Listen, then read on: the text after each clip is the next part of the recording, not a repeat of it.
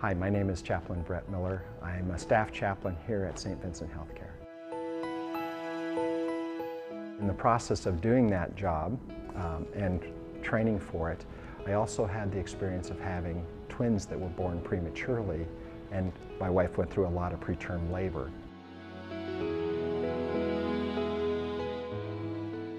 I had an opportunity with one patient recently to spend a significant amount of time with her, watching, caring for, talking with, sharing life experience with her.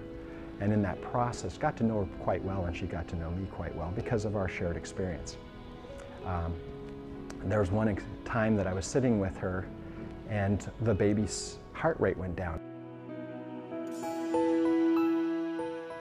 And so the nurses rushed in, but I had spent enough time with her that in that anxious moment, she saw me as a confidant or a friend that could be there, not just her chaplain.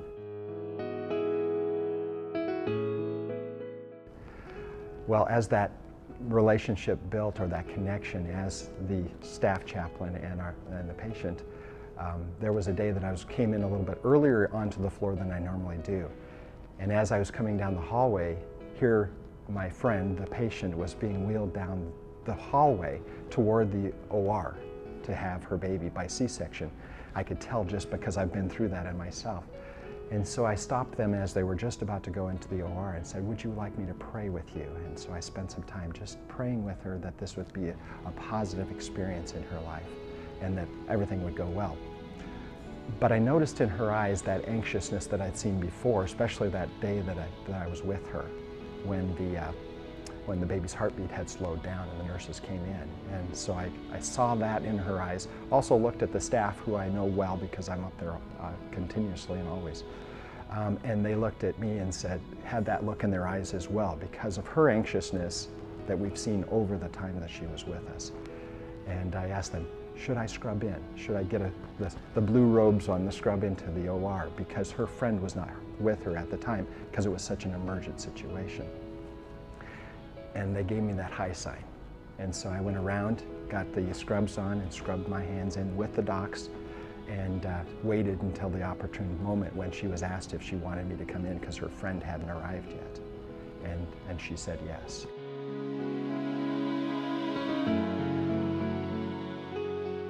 So I was able to go into the OR, be with her at the moment that Kaleb, her son, was born. And in that process, calm her through that process as she was going through this. Without her husband, who was a long distance away, without her daughter, which couldn't have been there anyway because she was too young, and without her friend because her friend hadn't arrived yet. And saying, I'm just going to stand in the gap in the interim. Now, that's not my standard practice to be in the OR, but at this moment with this person, this patient, that was right to be there. And it was a sacred moment because we got to hear Kaleb cry. Not too long after that, Kaleb was intubated because his breathing wasn't real strong, which is normal for a preterm baby. But we found out a few hours later that his lungs did not develop. And so the expectation was that he was not going to survive.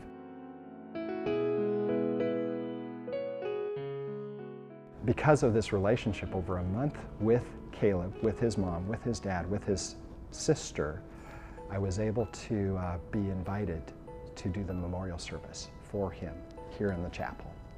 And that's part of the story, is Kaleb started to speak to me as I thought of him and his family as the Kaleb and Joshua of the Old Testament, who were the two men who went into the spy out the land that was going to be the promised land for Israel. And they were the two ones that came back with positive reports, whereas the 10 others that were with them did not. And ultimately, only Kaleb and Joshua of that group were entered the promised land. And so that connection with the name that they had chosen for Kaleb was the connection that I saw with this couple and their young daughter, where Kaleb became the one who crossed over into the promised land as the one who gave the good report.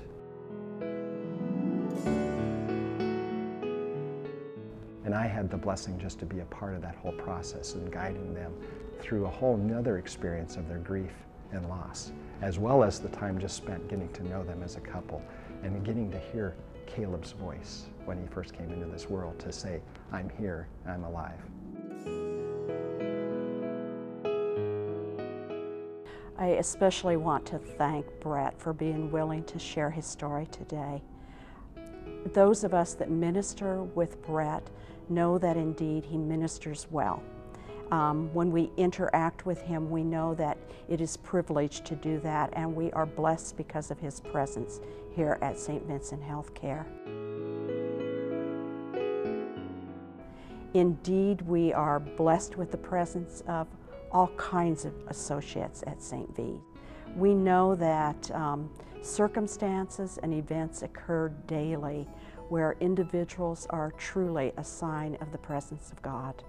If you as a patient or an associate have a sacred story to share, please bring that our direction.